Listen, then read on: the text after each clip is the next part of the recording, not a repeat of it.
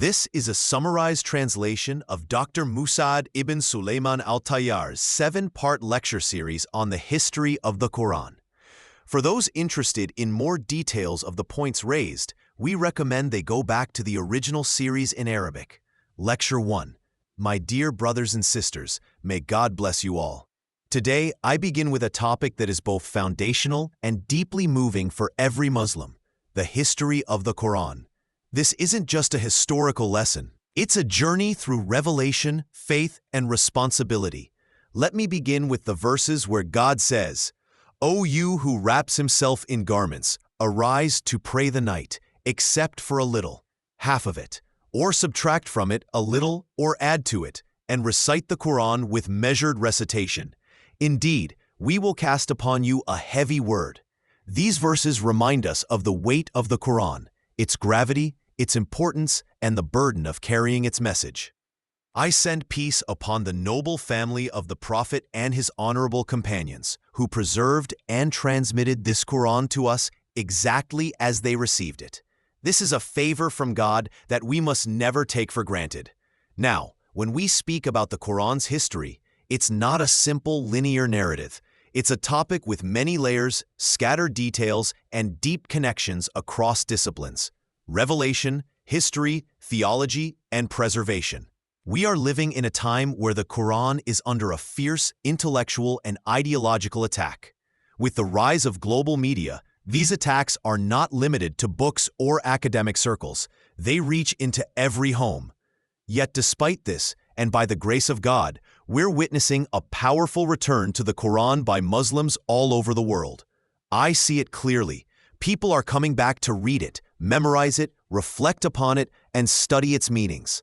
This is a divine blessing, and it must be met with gratitude, not just verbal thanks, but active, consistent engagement. Brothers and sisters, the Qur'an will never be defeated. No matter how loud or well-funded the opposition may be, their efforts will fail. God promised this in His words. Indeed, it is a noble book. Falsehood cannot approach it from before it or behind it. It is a revelation from a Lord who is wise and praiseworthy. Their attacks remind me of the poet's words, like a ram butting a mountain, hoping to weaken it, but only shattering its own horns. Those who truly seek the truth will find it. Many have entered into Islam through sincere exploration of the Qur'an. Some even began intending to refute it and ended up embracing it. Now let me turn your attention to a foundational concept: Wahi, divine revelation. Wahi is God's means of informing His prophets, secretly and directly or through an angel. It is a communication from the Creator to His chosen messengers. The Qur'an is Wahi, just like the Torah and the Gospel were in their time. But the difference lies in preservation. The earlier scriptures were entrusted to human custodians, rabbis, priests, and scribes. The Qur'an, however, was preserved by God Himself. He said, "Indeed, we have sent down the reminder, and indeed, we will preserve it." No book on earth today has undergone the level of scrutiny, memorization, and transmission that the Qur'an has. Even the slightest error in a printed copy, a smudge, an extra dot, is caught and corrected. This is not by accident. This is divine preservation. Let me be clear. Nothing has been added to or taken away from the Qur'an, not even a single letter. The Qur'an you recite today is the same revealed to the Prophet Muhammad over 1400 years ago. And this isn't something we just say. It's something we can prove, linguistically, historically, and textually. Some critics and academics, including certain Muslim researchers, have tried to approach the Qur'an using modern critical methods. They often dismiss traditional definitions, claiming they're outdated. But I say, don't abandon the intellectual legacy of centuries of scholarship just to fit into modern academic frameworks. Definitions of the Qur'an, such as the uncreated speech of God revealed to Muhammad, came in response to real challenges, especially from sects like the Mu'tazila, who claimed the Qur'an was created. These definitions weren't arbitrary. They were carefully crafted to preserve the integrity of our belief. Now, let's consider the names and attributes of the Qur'an that God mentions in the Qur'an itself. Al-Kitab, the book; Al-Qur'an, the recitation; Ad-Dhikr, the reminder, Al-Furqan, the criterion. These are not just names, they each reveal something essential. Al-Kitab points to the written preservation, Al-Quran to the oral tradition, Ad-Dhikr to its function as a reminder to humanity, Al-Furqan to its role in separating truth from falsehood. From the earliest days in Makkah, the Quran referred to itself as a book even before its compilation was complete. It called itself Quran before all the verses were revealed. This tells us that even partial revelation is still the Quran. There's no contradiction. I also want to emphasize the difference between our Quran and the scriptures of the people of the book. Unlike the Torah and Gospel, which have been translated, rewritten, and altered, the Quran has remained in its original Arabic. And not only that, it is memorized by millions across the globe, young and old, Arabs and non-Arabs alike. Let me ask you, have you ever heard someone say, "I've memorized the entire Torah or Bible in its original language"? You won't. But with the Quran, this is commonplace, even among children. We must also be careful when dealing with claims of contradictions or scientific analysis of revelation. Some Muslims, out of good intention, have tried to explain revelation using modern concepts like hypnosis or psychology. I warn against this. Wahi is from the unseen, and it cannot be reduced to scientific categories. Some even struggle to define the Quran properly. They ask, why all the complex definitions? But I say, look at the influence of history. When people began denying the Quran's divine origin, our scholars responded with clarity and precision. Their definitions were not for argument's sake. They were acts of preservation. My beloved listeners, we must each ask ourselves, what have I done for the Quran? Have I recited it regularly, tried to understand its meanings, supported those who teach and preserve it? The enemies of the Quran are active. Are we just passive? Are we content watching from the sidelines? Support Quranic institutions. Teach your children the Quran. Read it daily. Reflect on its meanings. Even if you can't debate or defend it academically, your personal commitment to the Quran is itself a form of dawah. Let me end by reminding you, the Quran confirms the truth in earlier scriptures, but it also supersedes them as the final word of God. It is the muhaymin, the guardian and judge over all previous revelations. The Quran is not just a holy book, it is a miracle, a law, a guide, and a mercy for the worlds. May God allow us to honor this book, to live by it, and to be among those whom He described. Then we cause to inherit the book those we have chosen of our servants. Lecture 2. In studying any scholarly issue, we must ask, what are the consequences of this view? What are its effects, whether academic or practical? This principle helps guide meaningful discourse. We also discussed how the Quran is referred to in Islamic scholarship and why this specific term, history of the Quran, has been adopted. It has been increasingly used by Orientalists and others, and while the term itself is not problematic, the issue lies in how it's been approached by those outside the Islamic tradition. It's essential that Muslims, who are the true custodians of the Quran, reclaim and define this field based on our own scholarly tradition.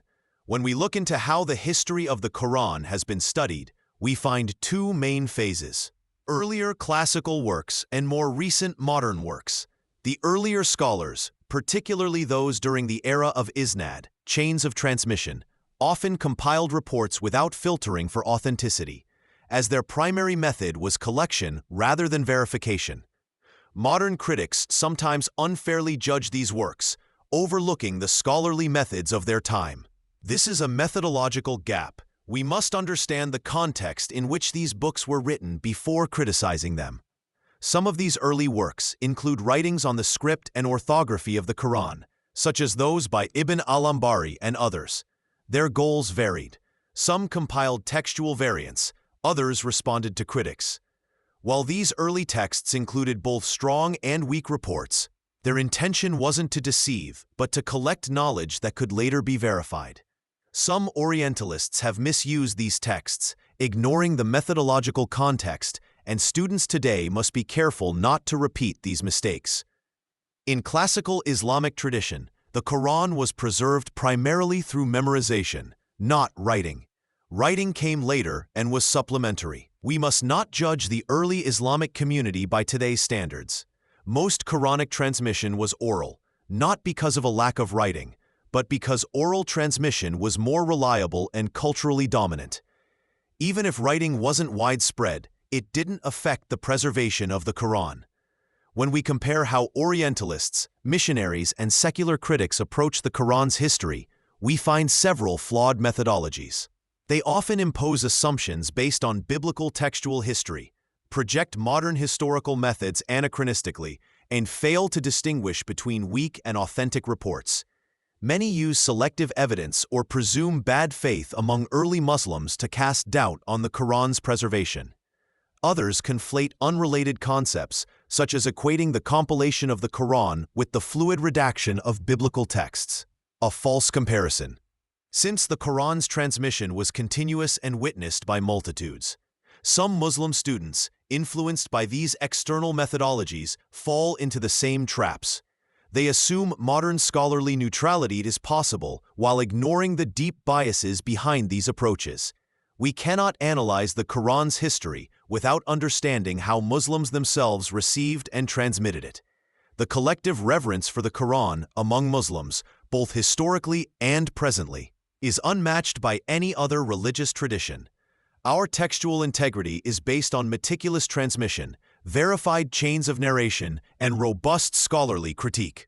One of the most persistent challenges comes from Shia claims about the Quran's incompleteness.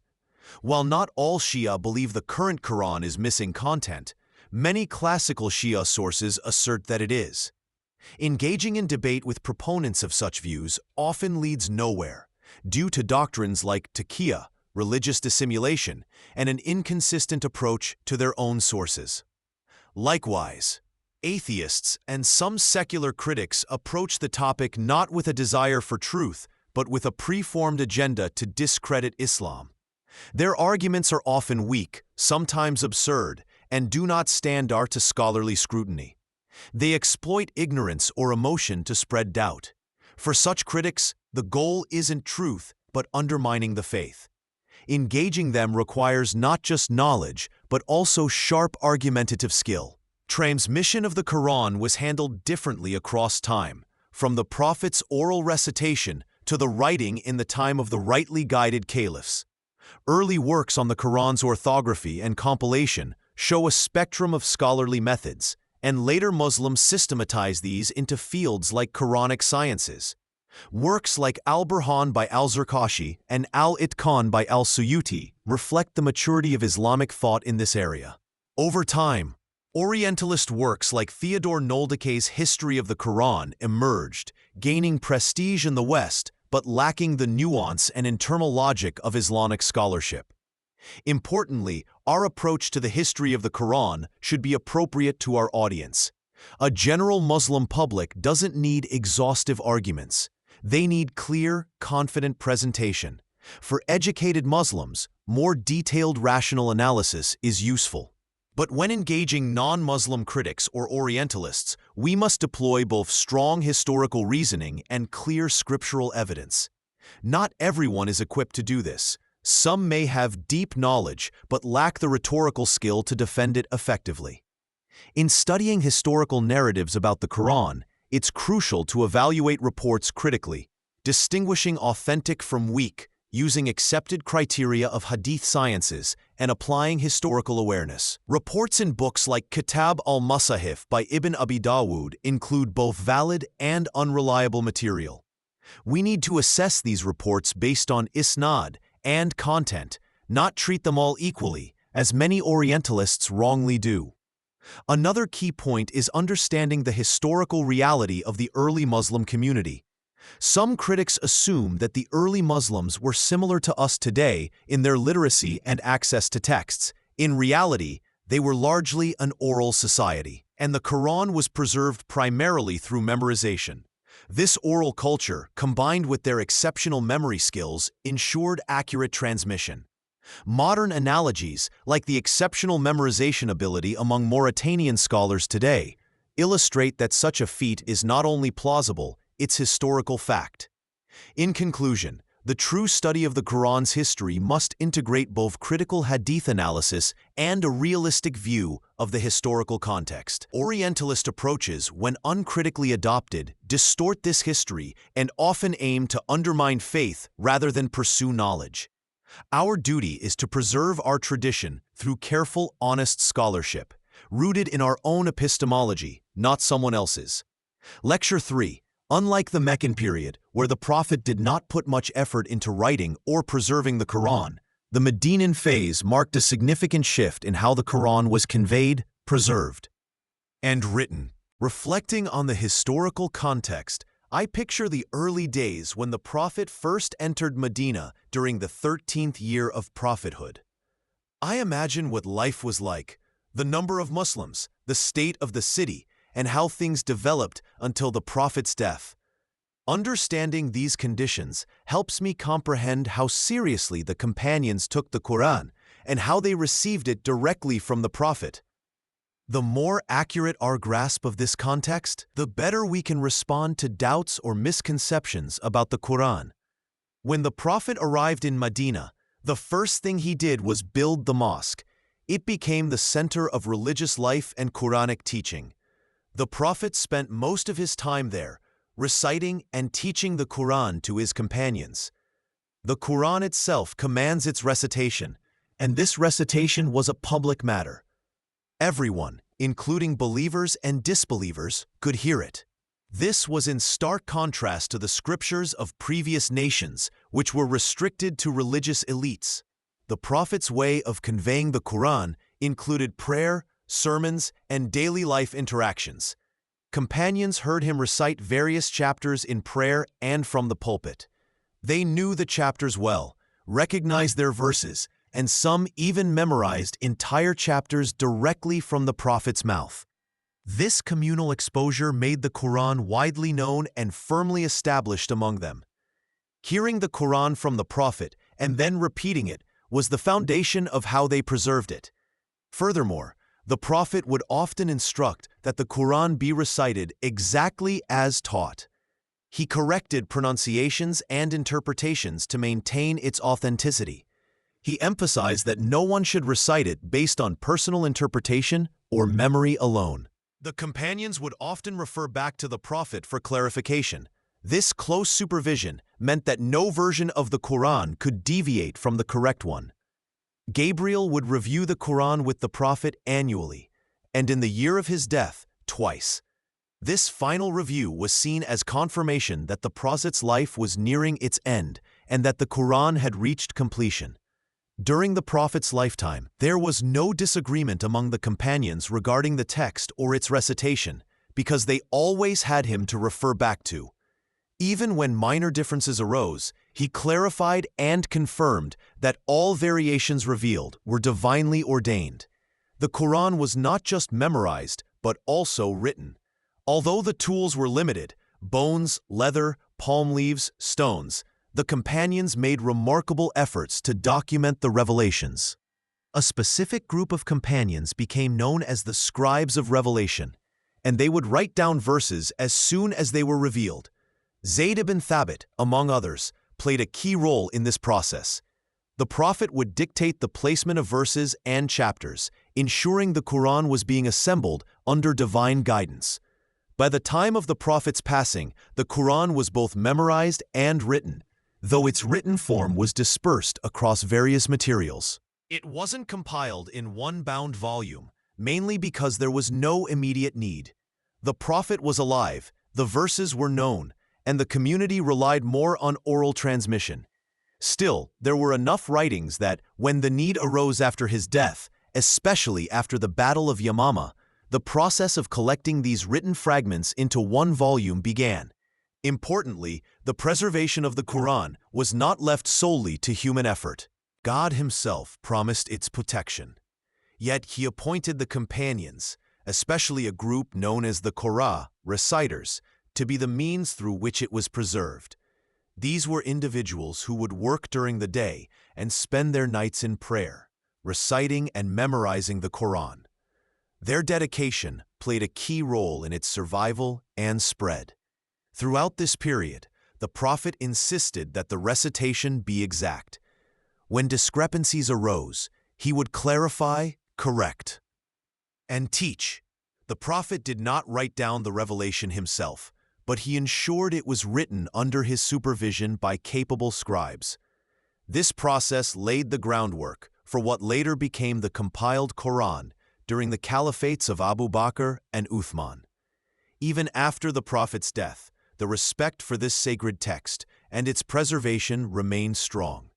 The companions knew the names of the chapters, their order, and their content. The term Qur'an applied from the beginning of its revelation, not just after it was compiled. As for the Prophet's experience with revelation, it was intense. He would often sweat even on cold days. Sometimes the revelation sounded like the ringing of a bell. Other times, Gabriel appeared in human form. These moments were physically and spiritually heavy for the Prophet, but they highlight the seriousness and divine nature of the Qur'an. Anyone who claims otherwise simply doesn't understand or doesn't want to. In conclusion, the Qur'an was preserved through both divine guarantee and human effort. The Prophet and his companions ensured that every verse was memorized, recited, written, and passed on. Any attempt to cast doubt on the authenticity or preservation of the Qur'an contradicts this overwhelming historical and spiritual reality. The Qur'an was known, loved, and revered by all the Prophet's companions, and it remains with us today, unchanged and protected by the promise of God. Lecture 4. One key topic is the 7 modes of revelation. The famous hadith tells us that the Qur'an was revealed on 7 modes, and the Prophet initially resisted this allowance until it was gradually extended to all 7 by divine command. These variations, though different, are all correct, and the permission came during the Medinan phase of revelation. Before this, the Qur'an was recited in one dialect, Quraysh's. The 7 modes are divinely revealed and are not subject to personal tampering or omission. This will be a crucial point when we later examine Uthman's efforts in unifying the Quranic text. When we speak of Abu Bakr's compilation, the core narration comes from Zayd ibn Thabit, following the heavy casualties among Quran memorizers in the Battle of Yamama. Umar urged Abu Bakr to compile the Quran for fear of losing portions of it. Initially reluctant, Abu Bakr accepted the necessity, and Zayd was tasked with the responsibility. He described the task as more difficult than moving a mountain. Zayd meticulously gathered the Quran from written materials, leather, palm stalks, bones, and from the hearts of men, relying on both written and memorized sources. Though he himself had memorized the Quran and had served as the Prophet's scribe, he insisted on corroborating verses through written and oral testimony. One notable example was the last 2 verses of chapter Al-Tawbah, which he only found with Khuzaymah al-Ansari. Zayd's qualities, youth, intelligence, trustworthiness, and previous role as a scribe, made him the ideal person for the task. The project was a collective effort. Although Zayd led the compilation, all the companions contributed what they had. Importantly, no companion objected to Abu Bakr's initiative or Zayd's appointment, signaling a community-wide consensus and trust. The compilation produced during Abu Bakr's time was preserved without being widely distributed. It passed to Umar after Abu Bakr's death, and then to Hafsa, Umar's daughter. The Quran was still primarily preserved through memorization. This written copy was a safeguard. Later, during Uthman's caliphate, as the Muslim empire expanded and dialectal differences led to disputes over Quranic recitation, he acted to unify the Ummah. Hudayfa ibn al-Yaman, witnessing intense disagreements during military campaigns, urged Uthman to intervene before the community fell into division like Jews and Christians. Uthman asked Hafsa for the manuscript and commissioned Zayd, along with 3 Qurayshi companions, to make copies. He instructed them to resolve any dialectal disagreements by writing in the Qurayshi tongue, as the Quran was revealed in that dialect. Once the copies were prepared, Uthman returned Hafsa's original and sent the new codices to various regions, Mecca, Kufa, Basra, Sham, and Medina. He also ordered the destruction of all other personal or regional manuscripts to prevent further confusion. This was not a new compilation. It was a copy of Abu Bakr's original collection.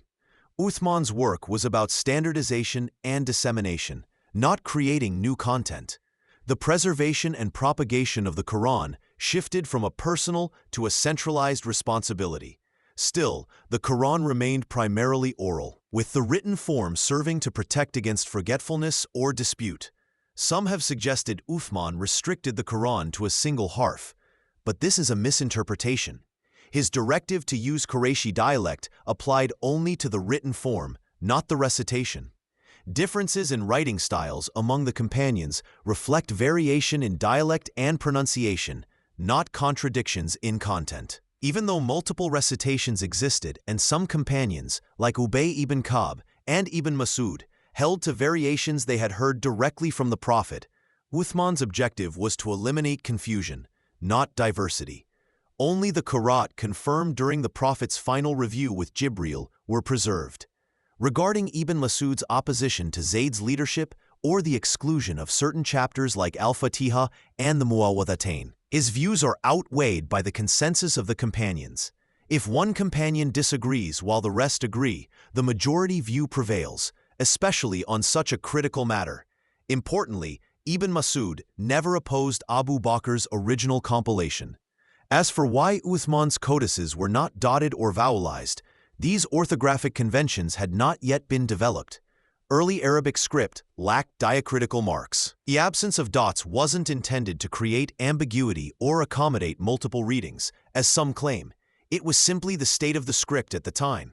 Vowel markings and dots came much later, during the Umayyad era, to assist non-Arab Muslims.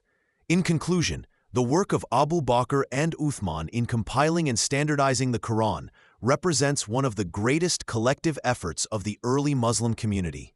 Their methodology, preserving what was revealed, maintaining accuracy through double corroboration, and securing the Quran against loss or dispute, ensured the authenticity of the text as we have it today. Lecture 5. In tackling these matters, it's essential to distinguish between genuine scholarly issues that require deep study and clarification, and doubts or misunderstandings, often raised by critics, whether from among Western Orientalists, Muslims with differing views, or even atheists and missionaries.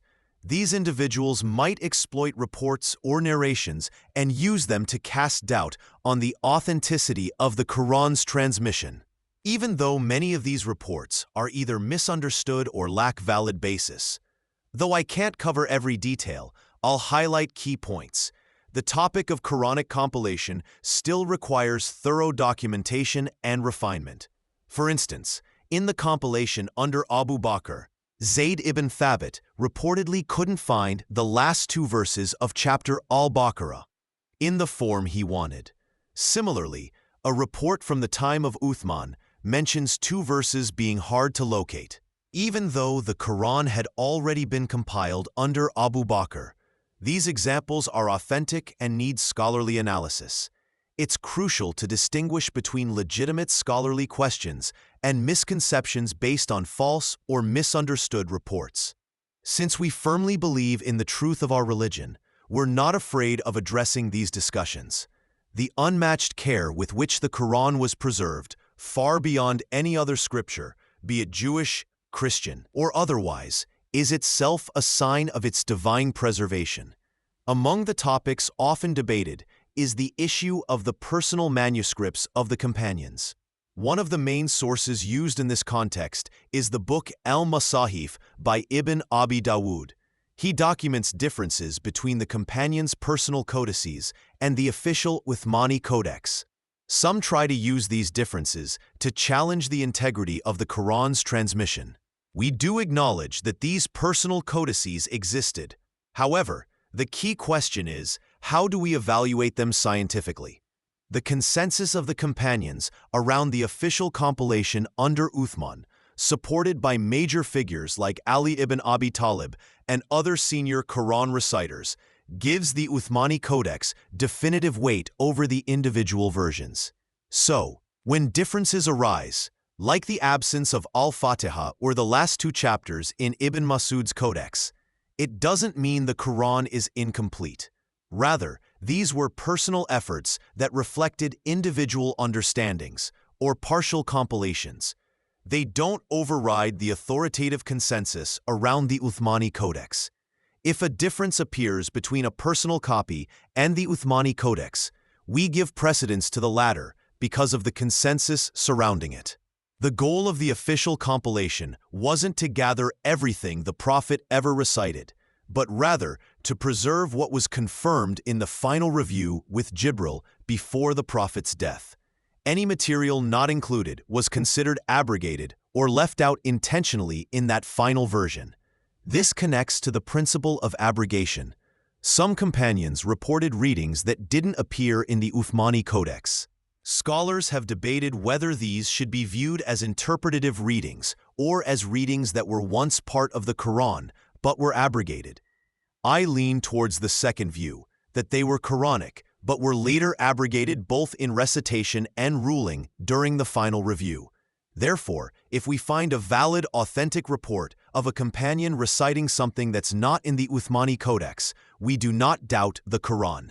We simply conclude that the reading was later abrogated. This is consistent with the divine wisdom behind the Quran's gradual revelation and refinement. Some Orientalists have even suggested adding footnotes to the Quran based on these variant readings found in early manuscripts, such as those discovered in Sana'a. But these efforts are not about scholarly benefit. They aim to cast doubt. Regardless, these variant readings have no impact on the integrity of the Quran among Muslims. The scholarly community has consistently affirmed the Quran's transmission, and any supposed differences are used constructively. For example, in fields like naskh, jurisprudence, and Arabic linguistics. The use of these variant readings has had many positive scholarly benefits. In Islamic jurisprudence, for instance, a reading, like 3 consecutive days, helps inform debates about whether fasting must be continuous or not. In Tafsir, variant readings often illuminate subtle meanings or grammatical structures. And in Arabic linguistics, they serve as evidence of classical usage and syntax. Even though some of these readings survived the burning of personal codices, they never undermined the Quran. There is no record of any major scholar ever suspending their belief in a verse due to a conflicting reading. The consensus has always been clear.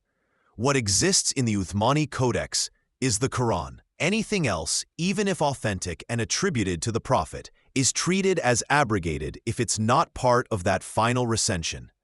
This brings us to an important point. Disagreements in the order of chapters among personal codices, like those of Ibn Masud or Ubay, do not affect the integrity of the Quran. Whether the order is considered ijtihadi, based on scholarly judgment, or tawqifi, fixed by divine instruction, the text itself remains unchanged. The primary concern was preserving the content of the Quran, not necessarily its sequence. Also, when critics raise issues about the lack of diacritical marks or supposed errors in the early scripts, they overlook the fact that those writing systems were well understood by their users. These were conventional and practical systems that made perfect sense to the companions. Later generations may find them difficult, but that's a matter of changing conventions, not error. The early Muslims prioritized memorization and oral transmission, and the written copies were there to support that. Variations in orthography or script style do not compromise the memorized content. It's crucial to understand that the early generation was not dependent on written texts alone. They relied heavily on oral tradition. In short, there is no doubt, neither among the companions nor among the generations after them, that the Quran was fully and perfectly preserved. The differences found in the personal codices were well understood and contextualized. They were never treated as threats to the authenticity of the Quran. Rather, they have been tools for deeper scholarly engagement with the divine text. Thus, we affirm with complete certainty, what we have today is the Quran revealed to the Prophet, preserved through divine care and transmitted through both mass memorization and early documentation. All other variations, even if authentic, are either abrogated or served interpretive purposes, and none of them challenge the Quran's authenticity. Lecture 6. Let's continue exploring the history of the Quran, focusing specifically on how the companions dealt with the intersection between what was recited and what was written. For example, there are verses in which some words were recited with slight spelling differences by some companions. However, the companions didn't rewrite or duplicate copies to accommodate these subtle phonetic differences. They left the standard text as is. This shows their clear awareness of the difference between recited readings, which were preserved orally, and written script. Importantly, there was no conflict or confusion caused by these minor differences. There are three categories of differences between written and recited forms. 1. Orthographic variant. These are differences the Uthmanic consonantal skeleton itself can carry in the spelling of words, for example. 2. Dotting and vowelization variant. This is when there are no orthographic variants, but there are differences in the vowelization of some of the letters. 3. Purely phonetic, prosodic variant. These cannot be captured by writing and must be learned orally. While the third category may be disputed by some, I see it as valid. Imam al-Dani recorded nearly 80 examples of verses written the same way, yet recited in multiple valid ways. Another key point is the presence of recited features that cannot be written, such as al-ishmam, a specific sound between certain letters. These are purely oral and phonetic. For instance, the way we say majraha in the chapter of Hud through Hafs involves a sound called imala, a phonetic shift not captured in writing. Scholars address this by developing a specific science for it, which is distinct from orthography, writing. So we mustn't confuse the two. What's important is that all authentic oral features are definitively linked back to the Prophet, transmitted through mass recitation, tawatur, and none of them were results of individual opinion or innovation. As for the claim that the Uthmani Codex contained errors, such as the quote attributed to Uthman, there are errors in it that the Arabs will correct with their tongues. Critics have used this to claim that his codex had linguistic mistakes. However, scholars like Ibn Abi Dawud and al-Dani clarified that Uthman did not mean actual errors. Rather, he meant differences between written script and spoken language that readers would naturally correct when reciting. For instance, some words might be written in a simplified form, but oral recitation restores the correct pronunciation. The orthography wasn't flawed, it simply reflected the writing style of the time. Even modern confusion arises only because we judge early Arabic scripts using modern spelling conventions, which is a flawed approach. The early Muslim community understood these orthographic norms perfectly. The problem today is our lack of education in reading that ancient script, not the script itself. To solve this, we should teach both the Uthmani script and modern spelling together. When students practice writing without dots or diacritics, they become fluent in distinguishing both systems. This is not difficult, but it requires consistent practice. The problem lies not in the script, but in our neglect of learning it. Furthermore, claims that certain companions, like Aisha or Uthman, considered there to be mistakes in the Uthmani Codex's writing are often misinterpreted. These statements, when taken in context, refer to stylistic or orthographic variation, not actual errors. It's a case of variation in valid expression, not contradiction. This leads to a vital principle. Differences in written forms among the companions were differences of diversity, not contradiction. Much like modern spelling variations, e.g. Rahman with or without an aleph, these were acceptable alternatives. Now we turn to a critical issue, the position of Abdullah ibn Masud regarding the Uthmani compilation. Ibn Masud, a senior and highly respected companion, initially objected to not being included in the compilation committee. He expressed concern over the choice of Zayd ibn Thabit, who was younger and, in Ibn Masud's view, less experienced. However, it's important to note that none of the other companions supported Ibn Masud's objection. The decision to appoint Zayd was made with full consensus, and it wasn't based on age or status, but rather on Zayd's qualifications. He had previously overseen the first compilation under Abu Bakr and had attended the final review with the Prophet, peace be upon him. So although Ibn Masud had concerns, his position was a personal one, and the rest of the companions did not view it as valid. Even his own students did not adopt his stance. This demonstrates that no individual opinion, even from someone as great as Ibn Masud, can override the consensus of the companions. Another famous issue is Ibn Masud's initial refusal to include the last 2 chapters in his personal copy of the Qur'an, claiming that they were for protection and not part of the Qur'an. However, there's clear evidence that he later retracted this view, including the fact that recitations traced back to him through the Kufan school include both chapters. It's also recorded that he refused to burn his personal copy of the Qur'an, which was requested during Uthman's standardization. Again, this was a personal decision that did not reflect the general practice of the companions, who all complied. In each of these instances, Ibn Masud's disagreement does not impact the authenticity or transmission of the Qur'an. It shows, however, that even the most learned scholars can have individual views, which should be assessed through scholarly rigor, not emotional bias. Finally, I address the broader lesson here. We must maintain proper etiquette when discussing the companions. They disagreed, debated, and even challenged one another, but they did so with sincerity, humility, and without personal attacks or division. Sadly, today we often split over minor issues, while they remained united despite their differences. This topic of the Qur'an's history is too important to be handled lightly. Muslims must understand the depth, precision, and beauty of its compilation and preservation. This is our most sacred text, and knowing its history is vital to protecting it from modern doubts and distortions.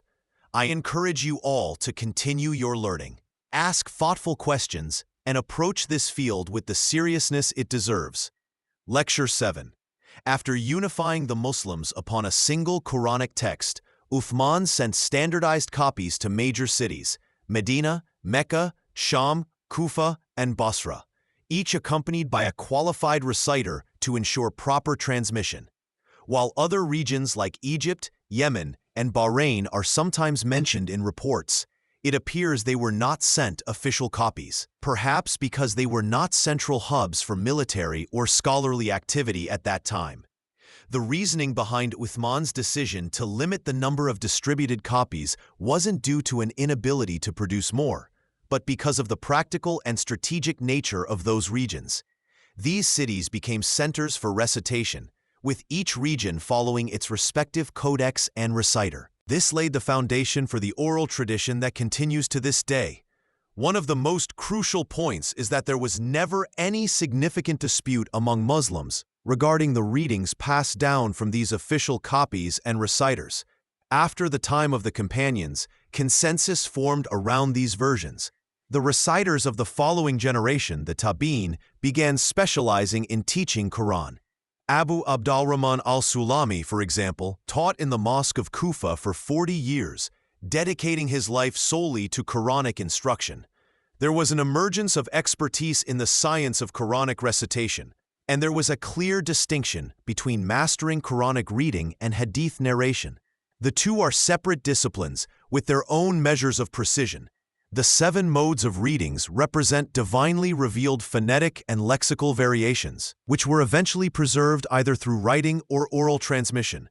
Uthman's codex preserved what could be written, while the reciters preserved what couldn't, such as intonation, assimilation, and nasalization, through direct instruction. The differences in readings fall into 2 categories, those that can be written and those that cannot, the latter being tied to phonetic nuances.